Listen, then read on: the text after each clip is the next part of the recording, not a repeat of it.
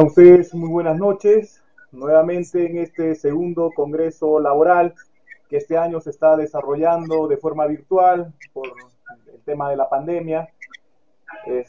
Continuamos con la organización ya con las últimas ponencias de este cuarto y último día del Congreso Laboral. Gracias a la organización de todos los integrantes de la Federación Peruana Unificada de Abogados que siempre están pendientes en este tipo de capacitación, y un saludo a todos los participantes que vienen siguiendo estos 4 días que han sido intensos de derecho laboral y que todas las ponencias están siendo grabadas para cualquier consulta posterior, y además de que se han tocado temas de interés, temas importantes para lo que es esta rama, que no es tan nueva, pero que tiene que existir mayor desarrollo académico. Es por eso que ahora tenemos ya la ponencia de la doctora Milagro Noelia Nieto Cueva.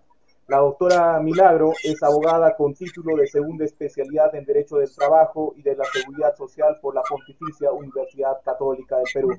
Ha sido asistente de cátedra y docente de la Universidad Peruana de los Andes. Actualmente labora en la Superintendencia Nacional de Fiscalización Laboral, que todos conocemos como SUNAFIL.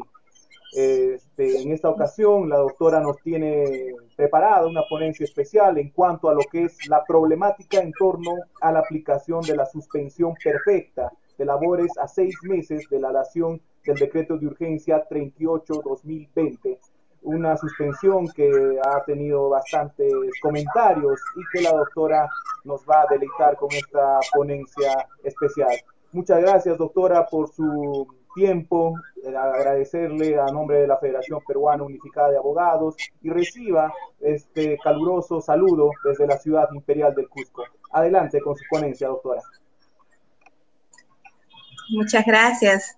Buenas noches con todos los presentes, quienes están participando de este congreso, de este segundo congreso en materia de derecho laboral, ¿no? En primer lugar, agradecer nuevamente a la Federación Peruana Unificada de Abogados por intermedio de Bill de Castillo, por la deferencia, por la invitación para poder participar en este evento académico.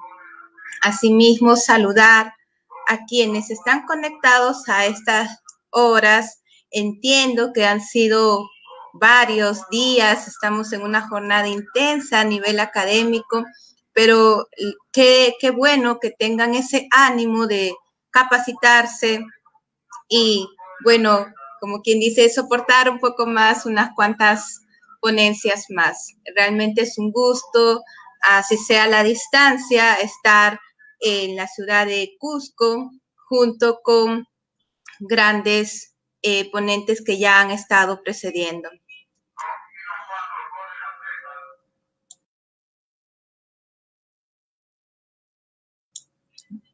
Bien, el tema que nos convoca el día de hoy es un tema que sin duda de algún modo ha cobrado, si lo podríamos llamar así, ha cobrado bastante vigencia el escuchar sobre la suspensión perfecta de labores. ¿Y por qué me refiero en ese sentido? Porque no estamos ante una figura nueva propiamente, ¿no? Recordemos que ya como tal, esta figura ya estaba prevista, ya estaba regulada en la norma, ¿no? Sino de que frente a la coyuntura en la cual nos encontramos, surge la figura de la suspensión perfecta de labores aplicable a estas circunstancias. Y al surgir como una figura, llamémosle especial, tiene ciertos requisitos respecto a su aplicación. Entonces, aquí lo que hemos advertido es que ya a la fecha, a más de 6 meses de su dación, sin duda, esta figura sigue presentando ciertas problemáticas que definitivamente en algún momento tanto la judicatura o los operadores del derecho en las áreas correspondientes se van a tener que pronunciar en ese sentido, porque la realidad está siendo más grande de lo previsto a nivel normativo. Vayamos en orden cronológico, en primer lugar, para poder entender esto. Y entonces vamos a ver de que esta figura, frente a su aplicación como tal, a ver, voy a hacer una pausa de unos minutos, Bill. Me parece que hay una interferencia a nivel de audio. No sé si se escucha bien o se está escuchando otro sonido. ¿Sí? Entonces proseguimos, si es que no hay ningún inconveniente. Perfecto. Perfecto. Entonces, les decía que vamos a empezar en primer lugar cronológicamente hablando respecto a cómo se da esta figura. Y para poder entender un poco tenemos que remontarnos pues a abril de este año, y es más, primero remontarnos al 16 de marzo de este año. Sin duda, a raíz de que el 15 de marzo se declara toda esta situación de estado de emergencia, las cosas ya no volvieron a ser igual. Y a nivel de las relaciones laborales tampoco, ¿no? A partir del 16 de marzo evidenciamos un gran quiebre de lo que era antes y de lo que la nueva normalidad, llamémosla así, que tenemos ahora. En un inicio, a nivel de las relaciones laborales, se reconoce la figura de la licencia con goce de haber, la licencia con goce de haber sujeta a compensación posterior, pero cuando se evidencia de que ya no va a ser posible seguir extendiendo esta posible licencia en la medida de que se seguía extendiendo este estado de emergencia, es de que el 14 de abril se sale publicado como tal el decreto de urgencia 038-2020, en el cual se reconoce, si se puede, o si lo podríamos decir así, se reconoce expresamente la figura de la suspensión perfecta de labores en este contexto de estado de emergencia nacional. Ahora bien, esta figura en un primer momento tenía, digamos, ciertas características que conforme va avanzando los meses, se van dando otras normas por la cual se va modificando esta figura inicialmente prevista mediante el decreto de urgencia 038. Así, a la semana siguiente se da el decreto supremo 011-2020-TR.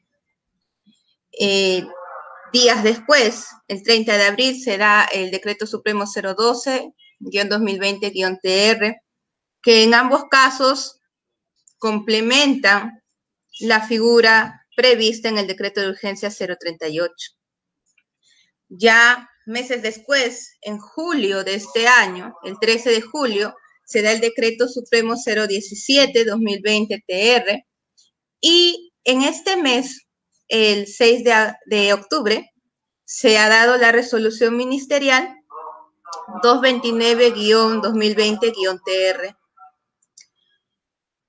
Cada uno de ellos, desde su, digamos, desde la fecha de su dación, lo que observamos es que van modificando, van complementando lo previsto originariamente en el decreto de urgencia 038. No obstante, hay situaciones que no se han modificado como tal, pero cuya aplicación vendría generando una posible problemática, como lo vamos a ver ahora o a lo largo de la ponencia. Entonces, yo he estructurado a nivel de las problemáticas que se evidencian dos tipos de problemáticas. Una problemática respecto a cómo se ha creado la figura como tal en el decreto de urgencia 038, es decir, respecto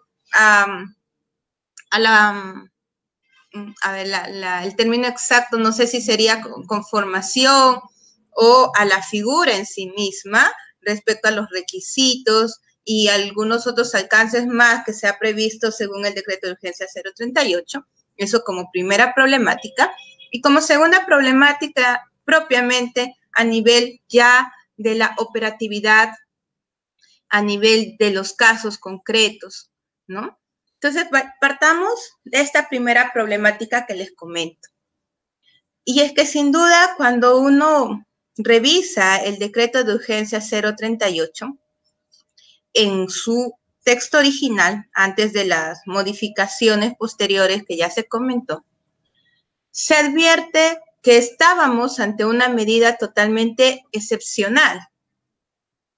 Era una medida excepcional en tanto primero se preveía que se aplicaran medidas previas con la finalidad de mantener vigente el vínculo laboral, la percepción de las remuneraciones por parte de los trabajadores y que definitivamente iba a proceder ante la imposibilidad de aplicar el trabajo remoto o la licencia con goce de haber sujeta a compensación posterior. Sin duda, la idea sonaba bien, ¿no? Pero en esta redacción original, cuando se hablaba de que era una aplicación de medida excepcional, se señalaba que la aplicación de las medidas previas era para todo tipo de empresa, no se hacía ninguna distinción, lo cual parecía lógico porque en principio no habría por qué distinguir una empresa de otra respecto a que todas estaban siendo afectadas.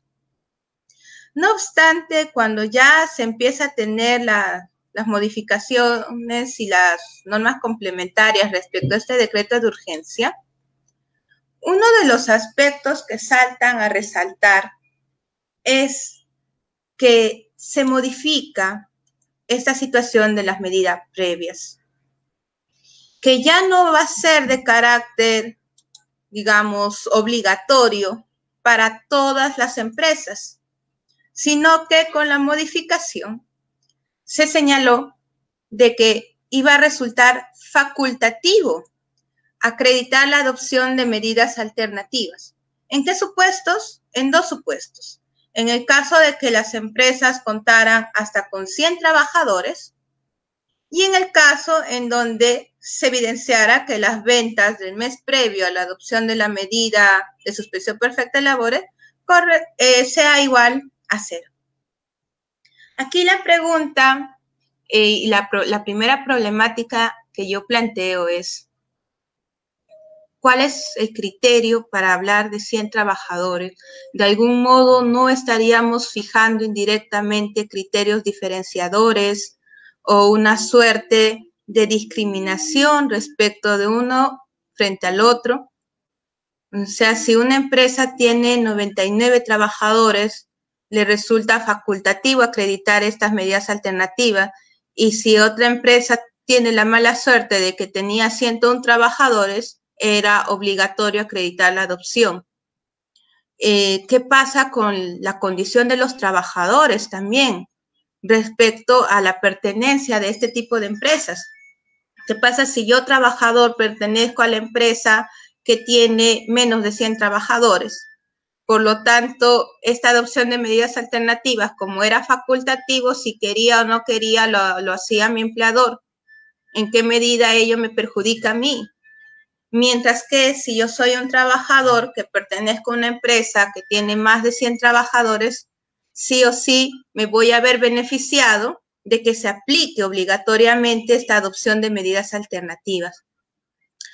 Desde mi punto de vista, realmente es una problemática que no se ha previsto en tanto su su funcionabilidad, porque, como les repito, indirectamente nos genera cierta discriminación. Es más, ¿por qué, ¿cuál es el criterio para poner el tope de 100?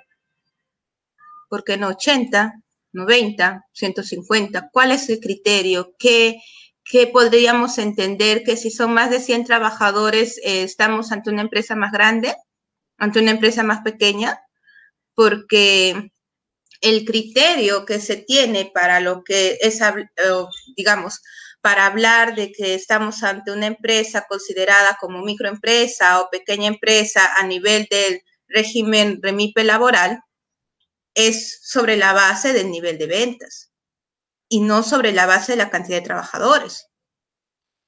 Entonces, esta problemática, yo no sé en qué medida algunos operadores del derecho lo puedan advertir como tal y en su momento vaya a ser cuestionado, que llegue incluso hasta la instancia judicial, porque a mi criterio, como repito, el hecho de que a mi trabajador, si pertenezco a una empresa en donde, bueno, pues cuentan con menos de 100 trabajadores, esta aplicación facultativa de algún modo me pondría en desventaja frente a otra persona que tal vez pertenezca a una empresa que cuenta con 101 trabajadores y en donde obligatoriamente le iban a, se tenía que respetar la adopción de medidas alternativas antes de la aplicación de la suspensión perfecta de labores. Eso por una parte, o una primera problemática. Una segunda problemática en torno a la misma figura es respecto a uno de los criterios o a uno de los supuestos que nos señala respecto a la suspensión perfecta. Me explico. Se señala en el decreto de urgencia 038 que la suspensión perfecta de labores se aplica en dos supuestos distintos. Por una parte, respecto a la naturaleza de las actividades, y por otra parte, dado el nivel de afectación económica. La segunda problemática de la cual les comento es respecto a este segundo supuesto, el supuesto de afectación a nivel económico. Y es que el Decreto Supremo 011 nos da todo un cuadro, ¿no?, para señalarnos cuándo sí procedería, cuándo no procedería, o cuándo sí se aplica, cuándo no se aplica. Nos da un criterio a nivel de diferencias de puntos porcentuales. También nos señala que otro aspecto a tomar en cuenta es la clasificación respecto a que si la empresa está considerada como MIPE, es decir, micro y pequeña empresa a nivel laboral o no, y desde cuándo se está aplicando la medida de suspensión perfecta de labores. Esto es, si se aplica en el mismo mes de abril o de mayo hacia adelante. Acá la problemática que en algún momento se escuchó también a algunos especialistas, ¿no?, pero de ahí no he visto que se haya ahondado más en el tema, es respecto al criterio adoptado a nivel de esta diferencia de puntos porcentuales. ¿Cuál es el sustento? ¿Por qué en un supuesto hablamos de una diferencia de 6 puntos, 13 puntos, 4 puntos, 11 puntos, 12, 26, 8? O sea, que tal vez haya un sustento técnico, pero que no se tiene, no se ha señalado tampoco en la norma, ¿no? Y que de algún modo también, si se cuestionara, si las empresas incluso cuestionaran, podría advertirse una suerte quizás de criterio diferenciador o hasta discriminatorio en esa medida, porque acá hablaríamos de que tal vez no hay un criterio objetivo para determinar estos puntos porcentuales, ¿no? ¿En qué medida esa diferencia o por qué la diferencia de las ventas sobre, ¿cómo se dice?, el ratio de masa salarial sobre el nivel de ventas, ¿no?, me arroja un cierto valor? Pero ¿por qué poner un parámetro? ¿Cuál es el sustento de ese parámetro? Entonces, creo yo que aquí quizás era necesario ser más claros al respecto para evitar posteriores cuestionamientos.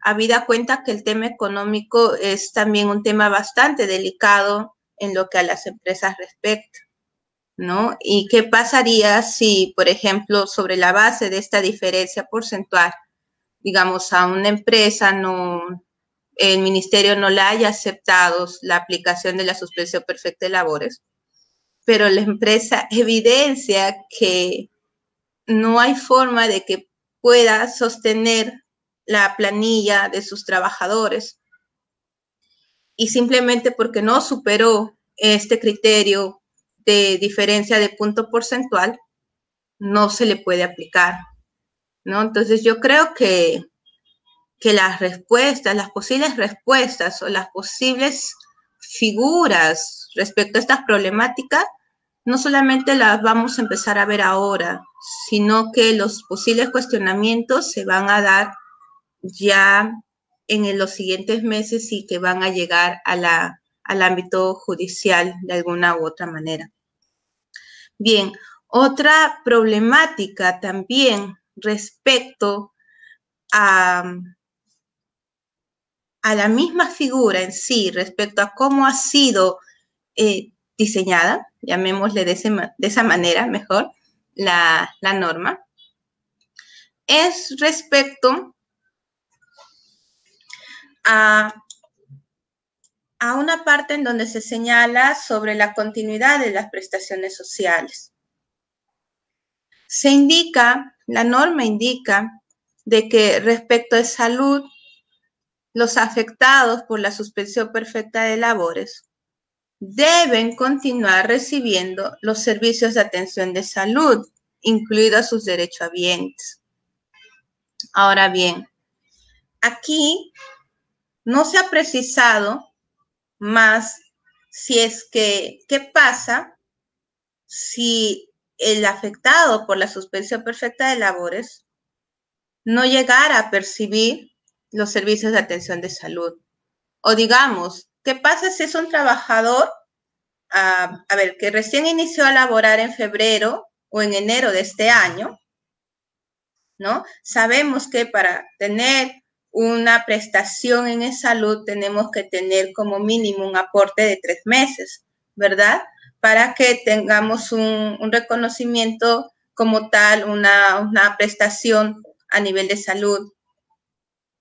Si el trabajador ingresó a laborar en febrero de este año y le aplican la suspensión perfecta en abril, solo llegó a tener 2 meses de aportación, febrero y marzo. ¿Cómo queda esta figura? ¿Cómo queda este supuesto previsto en la norma? Porque no llegó a aportar el tercer mes. Salud, ¿hasta qué punto se ha cerrado en aceptar a trabajadores, en atenderlos, ¿no? A los trabajadores que estaban en la suspensión perfecta de labores? Es más, esta problemática incluso ya a nivel o visto a nivel de la operatividad en sí o a nivel de la ejecución o de la puesta en práctica de esta figura, saca a relucir que Salud también ha previsto o maneja su sistema tal vez sobre la base de otros aspectos y quizás en algunos casos no está actualizado su sistema. Y ello por cuanto hay muchos trabajadores que han sido afectados con la medida de suspensión perfecta de labores, pero a quienes Salud no los quiere atender. Entonces, ¿cómo queda esta parte? ¿No? ¿Podría el trabajador acudir al Poder Judicial alegando de que sobre el reconocimiento expreso de la norma respecto a la continuidad de la prestación en materia de salud y no la ha tenido? ¿Habría una suerte de responsabilidad por parte de Salud o por parte del Estado o hasta incluso por parte de su empleador? ¿Sería válido ese accionar? ¿O estaríamos tal vez jalando mucho la figura, ¿no? y en algún momento a quienes son abogados posiblemente les llegue ese supuesto, ¿no? Porque los trabajadores realmente en estas circunstancias, quien no necesita atenderse a nivel de salud. Y es más, recordemos que por la misma situación especial en la cual nos encontramos, hasta cierto momento, ¿no? Es más, hasta hace muy poco, estaban suspendidas incluso las atenciones como tal en los hospitales del MINSA, en salud. Recién se está reanudando también las atenciones. Entonces aquí creo que es otra problemática también en torno a la configuración, a cómo se dio esta figura, tal vez en su momento, por la misma prisa, por la misma necesidad de prever alguna figura que pueda dar respuesta a la problemática que se venía dando a nivel de las relaciones laborales, tal vez no se preveyó estos posibles supuestos. Una cuarta problemática que yo veo a nivel también de, digamos, del reconocimiento expreso, ¿no? A nivel de lo que se señala en el decreto de urgencia 038 y en el decreto supremo 011, siguiendo en esta misma línea, es decir, respecto a la continuidad de prestaciones sociales, es respecto a las prestaciones sociales en materia de pensiones. Y es que esta figura, ¿no? O la norma que reconoce esta figura, nos señala respecto a las AFPs que los afiliados, aquellos trabajadores que aportaban o aportan a una AFP y que lastimosamente se hayan visto afectados con una medida de suspensión perfecta de labores, podrán retirar de manera extraordinaria hasta 2.000 soles. Entendemos que es por única vez, ¿no? Pero claro, acá hay varios supuestos, porque, como les decía hace un momento, la norma primigenia que se da para prever esta figura se da en abril de este año.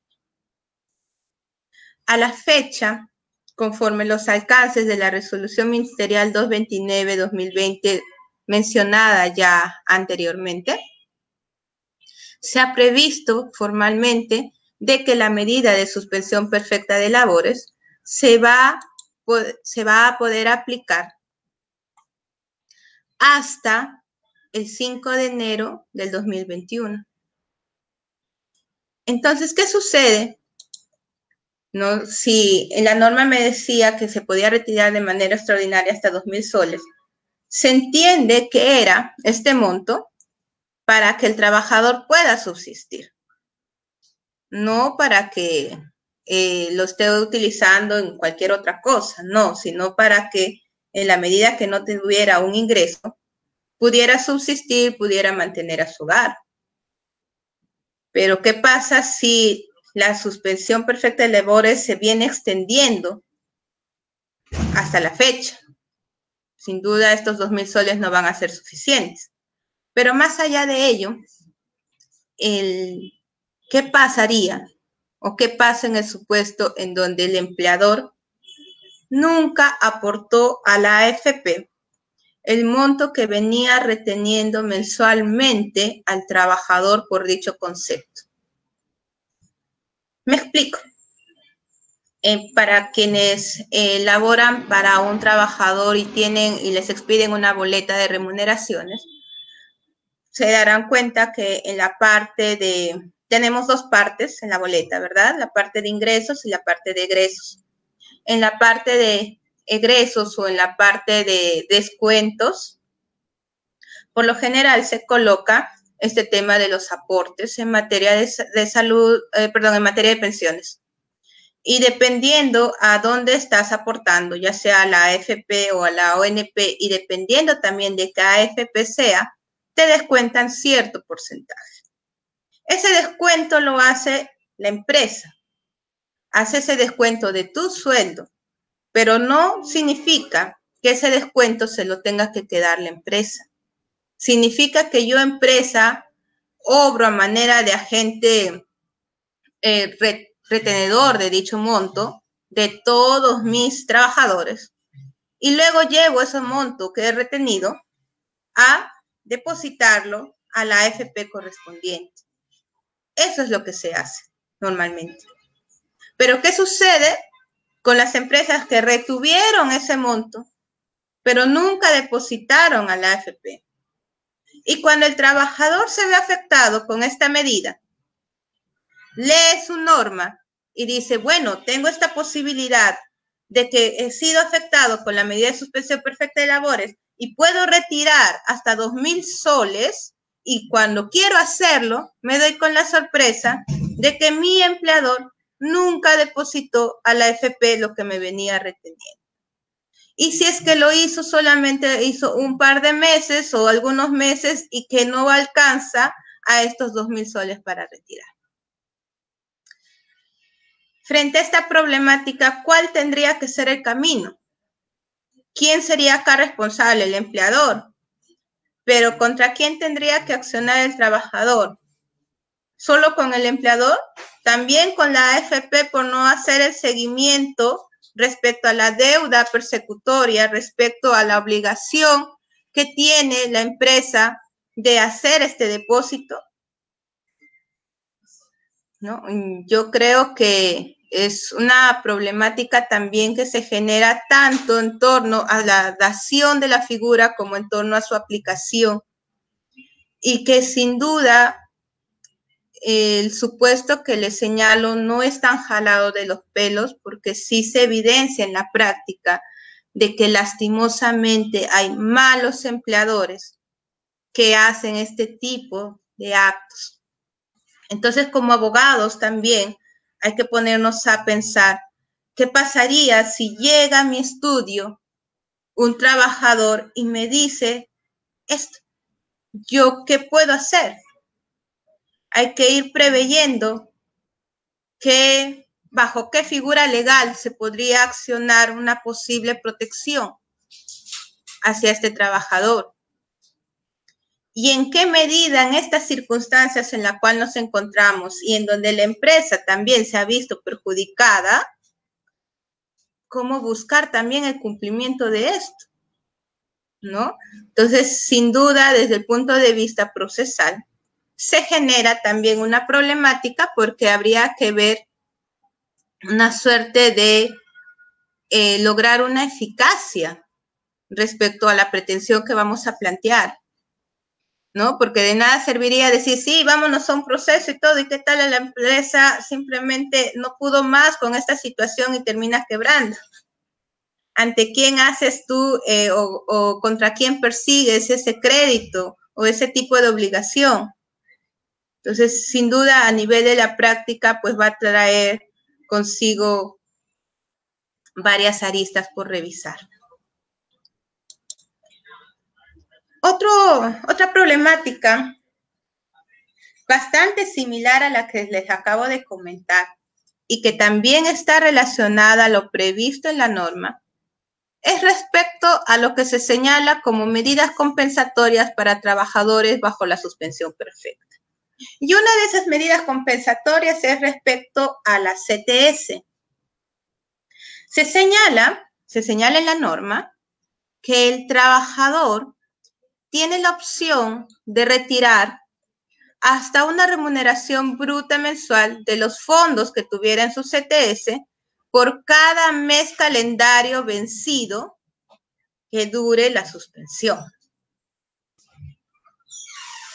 También se indica que en el caso que el trabajador no tenga un saldo en su cuenta de CTS, puede solicitar al empleador un adelanto del pago de la CTS. En su momento, como es la norma, se dio en abril, ¿no? Se hablaba del adelanto para mayo, ¿no? Del pago de la CTS de mayo, incluso la gratificación de julio de 2020. Hoy en día, en la medida que esta norma, o mejor dicho, que se ha extendido la aplicación de esta figura, cabría ver si también se puede, o el trabajador podría solicitar al empleador una suerte de adelanto del pago de ahora de la CTS en noviembre o de la gratificación de diciembre.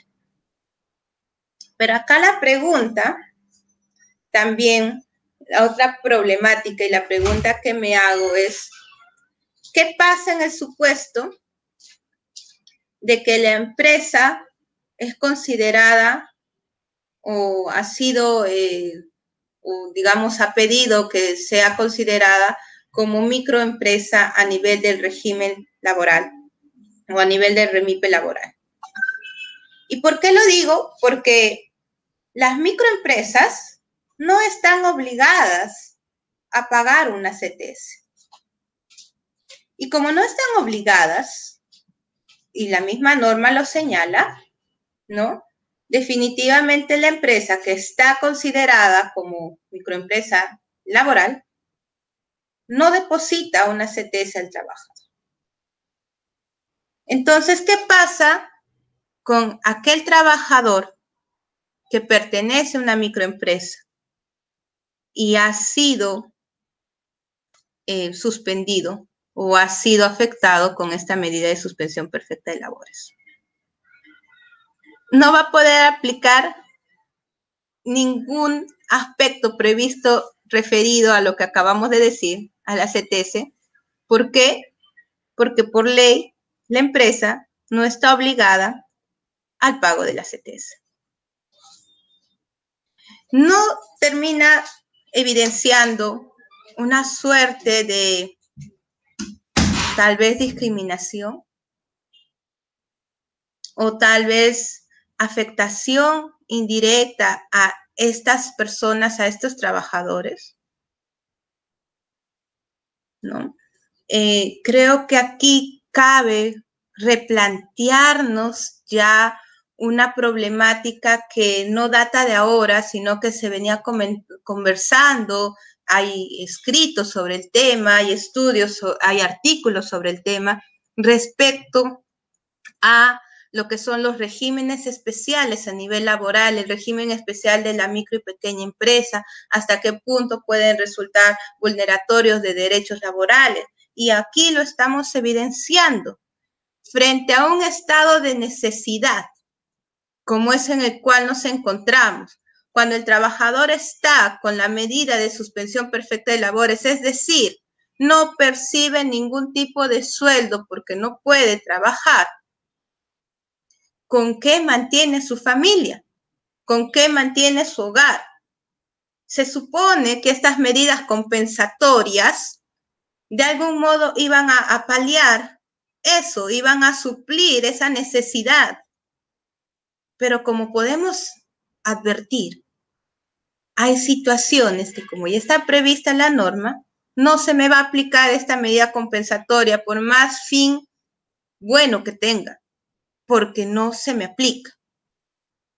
Entonces, creo que es una problemática más a nivel de su ejecución, más a nivel práctico, y que a veces el trabajador ya cuando tiene la resolución expedida por el Ministerio de Trabajo y está, ¿no?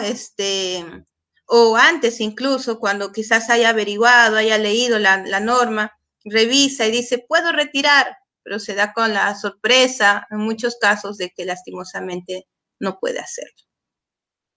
¿No? Sin duda es bastante complicado aquí. En torno a esta misma, a este mismo aspecto, en cuanto a la CTS respecta, otra problemática también es cuando se señala lo que les decía la primera parte, ¿no? Un retiro de hasta una remuneración bruta mensual por cada mes calendario vencido de duración de la suspensión. Esto se señaló en su primer momento.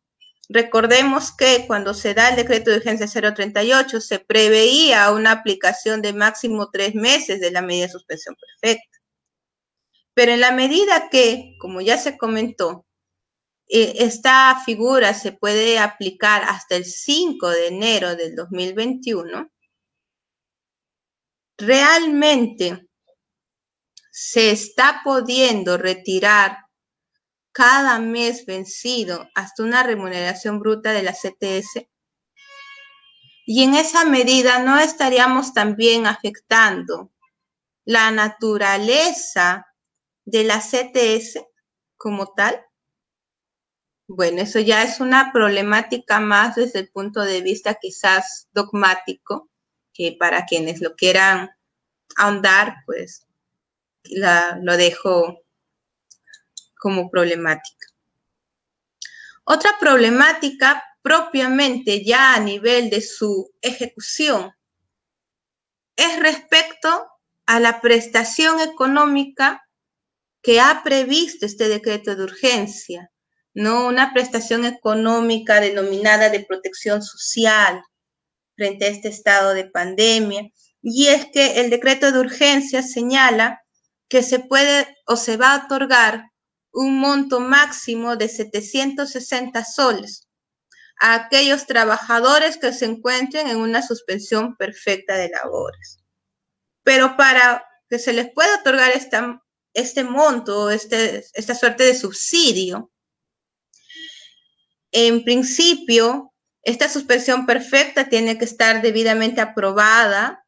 En este caso, la autoridad competente es el Ministerio de Trabajo, ¿no? Y es más, acá lo interesante es que la norma indica que este monto de 760 soles se podrá entregar por cada mes calendario vencido que dure la medida de suspensión perfecta de labores. Y nos dice que es hasta por un periodo máximo de 3 meses.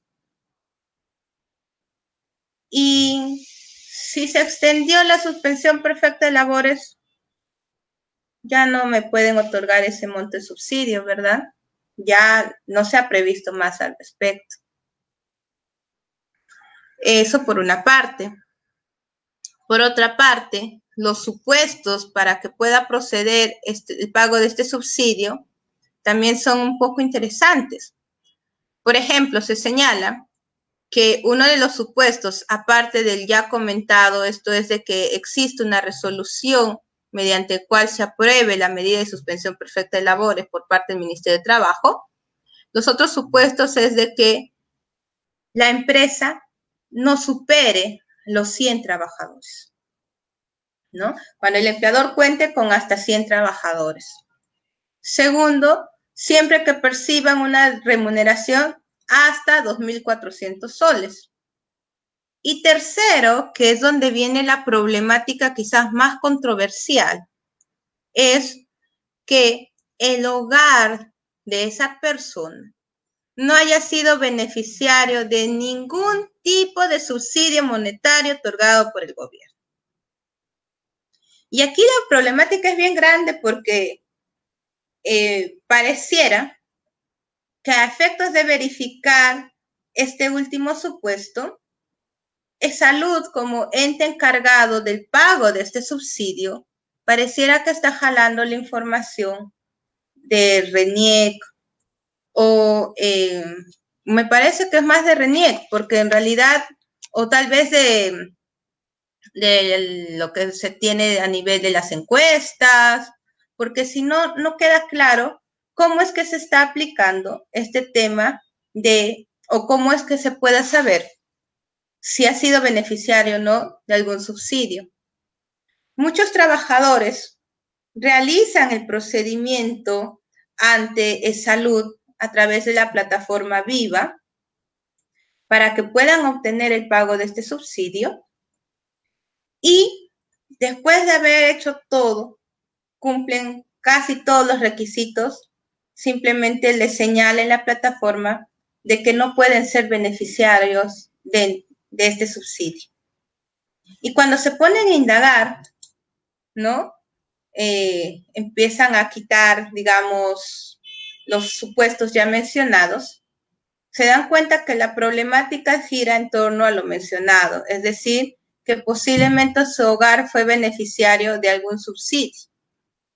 Pero los trabajadores indican, no, mi hogar no ha recibido absolutamente nada. Es más, estábamos esperando tal vez el pago de este subsidio para que nos ayude porque estamos, por no decir sobreviviendo, sobre la base de préstamos. Entonces aquí la problemática es tanto en torno a decir cómo es de que Salud está aplicando o cuál es el criterio, qué aspectos se está tomando en cuenta para determinar si el hogar fue beneficiario o no, y en qué medida esta información está actualizada. Y respecto a la actualización, acá también hay un detalle, y es que mucho parte de la responsabilidad de las mismas personas. ¿En qué sentido? Por ejemplo, digamos, yo vivía en determinada ciudad. Tal vez en esa ciudad compartía pues casa con más personas, ¿no? Tal vez compartía hogar con mis hermanos, con sus familias, etcétera. Es decir, una casa multifamiliar. Hasta, no sé, tal vez el año pasado. Y a partir de enero de este año, febrero de este año, pues decido mudarme, decido ser más independiente, me traslado de ese hogar, me voy con mi familia propia a otro lugar a vivir. Pero nunca hago mi trámite documentario de cambio de domicilio. Y justo a mí se me ve afectado como trabajador con la medida de suspensión perfecta de labores, ¿no? Y cuando hago todo este tema de seguimiento, me dicen que quizás sea porque mi hogar ha recibido un subsidio por parte del Estado. E indagando, sí, tal vez es porque tu hermano que vivía en ese hogar que supuestamente tú sigues viviendo, es decir, el declarado en tu DNI, sí recibió un subsidio. Pero como tú trabajador no lo actualizaste, pues está jalando en el sistema automáticamente que ese hogar recibió cuando tú no recibiste. Entonces aquí la problemática es un poco controversial, porque como nos damos cuenta, mucho parte también de la responsabilidad de la misma persona de no actualizar sus datos, es verdad, pero por otra parte también habría que preguntarnos si el sistema o el criterio que esté adoptando es salud para la aplicación y para la consideración del pago de este subsidio es el más óptimo.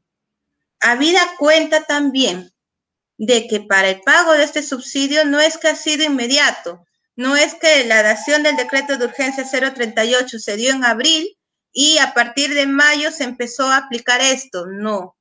La plataforma Viva para el trámite de pago de este subsidio todavía se implementa a partir de julio de este año, julio, agosto.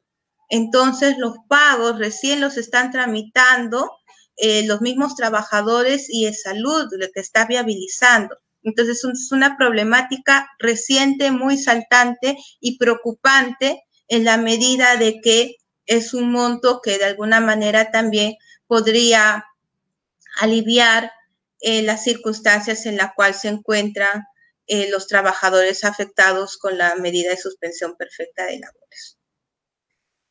Y para no ahondar más, porque sin duda esta figura, creo yo que en su aplicación tiene más alcances, una última problemática propiamente sería en torno a su cuestionamiento ya a nivel de o en sede procesal, en sede administrativa y en sede procesal. Y es que sin duda, desde el punto de vista del empleador, ¿no? Yo tramito la medida de suspensión perfecta de labores, la comunico y la tramito ante el Ministerio de Trabajo. Esa resolución es pasible de cuestionamiento a través de los medios impugnatorios correspondientes en la vía administrativa. Y como abogados sabemos que frente a una resolución administrativa que tenga el carácter de consentida, o perdón, en sede administrativa, que tenga ya el carácter de haber agotado la vía administrativa como tal, puede recurrir a la vía judicial mediante un proceso contencioso administrativo. Entonces, ¿qué pasa, no? ¿Qué pasa en los casos en donde la empresa llegue a este extremo de cuestionar la resolución mediante la cual no le aprueban la suspensión perfecta de labores y llegue hasta el Poder Judicial cuestionando dicha resolución? ¿Qué pasa con los derechos del trabajador? ¿Por qué? Porque ¿qué implica que el ministerio no te reconozca o no apruebe tu resolución, o perdón, no apruebe tu solicitud de suspensión perfecta de labores? Implica de que tu empresa tienes que pagar la totalidad de la remuneración que le correspondería al trabajador como si estuviera laborando con normalidad y todos los beneficios que le corresponden. Entonces, obviamente, eso explica el por qué la empresa podría recurrir vía impugnatoria hasta el Poder Judicial. Pero como repito, la problemática es, por una parte, respecto al trabajador, cómo queda en estos momentos en donde necesita, ¿no? Y respecto al mismo empleador también, esta situación a nivel procesal, los cuestionamientos que pueda realizar. Creo que estamos con la hora. No me detengo más, pero sin duda hay mucho que decir sobre el tema. Agradezco nuevamente la invitación. Gracias a la Federación Peruana Unificada de Abogados por permitir este espacio académico, porque sin duda son espacios como este, mediante el cual se pueden transmitir ideas, y son los operadores del derecho, son los estudiantes, son aquellos que investigan sobre el tema, los llamados pues a ahondar más sobre las ideas que se puedan soltar así a través de la docencia, a través de este tipo de espacios académicos. Gracias por el tiempo y bueno, quedo de las preguntas si es que hubieran. Muchas gracias, estimada doctora Milagro Noelia Nieto. Siempre un gusto poder invitarla para próximos eventos. Siempre cuenta acá con una organización para la difusión de cualquier idea, postura o cuestiones problemáticas que siempre existan en lo que es el mundo jurídico. Y como decía a un inicio, el derecho laboral aún tiene mucho por campo por abrirse y que existen varios puntos para poder tratar. Reciba el cordial agradecimiento de la Federación Peruana Unificada de Abogados, del Instituto Peruano de Derecho y Gobernabilidad, de la Sociedad Peruana de Derecho, del Instituto Yacha, del Comité Euroamericano de Derecho Digital, que es uno de los colaboradores también de este evento. Muchas gracias, doctora, y sus palabras finales en este segundo Congreso Laboral. Bien, agradecerte nuevamente la invitación, la deferencia, gracias a toda la comisión organizadora, en realidad, por aperturar espacios académicos como este, que sin duda permiten no solamente compartir ideas a título personal o que se generan también a raíz del estudio, de la revisión de la norma, y que esto, como digo, va a permitir que los operadores del derecho, que los chicos que estudian derecho, futuros colegas, pues puedan ahondar más y desde donde estemos podamos contribuir a un mejoramiento respecto tal vez de algún tipo de deficiencia normativa o algún otro tipo de mejoras a nivel de figuras jurídicas, etcétera. Creo que esa es la finalidad de espacios académicos como este. Entonces no me queda más que agradecerles y felicitarlos por la iniciativa y esperando pues que congresos como este especializados sigan vigentes, continúen y sigan aportando a la labor, a la comunidad jurídica. Muchas gracias, gracias por su tiempo. Muchas gracias, doctora Milagro. Un gusto tenerla en este segundo Congreso Laboral virtual por este año. Esperemos que ya en futuros congresos la tengamos en la ciudad imperial y en diversas ciudades que ya la Federación Peruana Unificada está tomando contacto. Hasta luego, doctora, y muchas gracias. Gracias.